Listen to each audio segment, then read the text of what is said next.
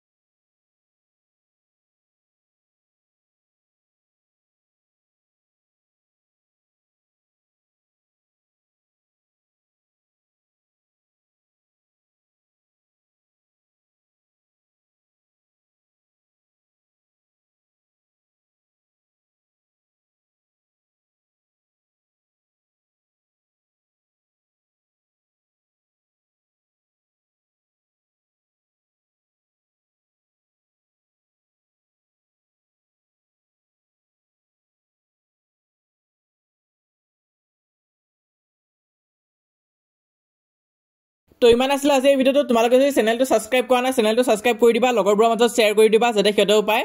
আৰু হোৱাটছএপ চেনেলৰ কথা মই কৈছিলোঁ, যিসকলে এতিয়ালৈ জইন কৰা নাই সোনকালে জইন কৰা, কাৰণ 2000কে অধিক ষ্টুডেণ্টছে আমাক জইন কৰিছে ক্লাছ 9ৰ। একদম ফ্ৰী হয়, তোমালোকে জইন কৰি ল'বা। লিংকটো মই পিন কমেণ্টত দি দিছোঁ, তাত ক্লিক কৰিলে হোৱাটছএপ পেজটো অপেন হ'ব, ফ'ল' কৰি ল'বা। আৰু মষ্ট ইম্পৰ্টেণ্ট, আমাৰ এই চেনেলটো সাবস্ক্ৰাইব কৰি ৰাখিবা। মই যিমান পাৰোঁ তোমালোকক ছেকেণ্ড ইউনিট টেষ্টৰ বাবে সহায় কৰি যাম, আৰু তাৰপিছত এনুৱেল এক্সামৰ কাৰণেও যিমান পাৰোঁ সহায় কৰি যাম।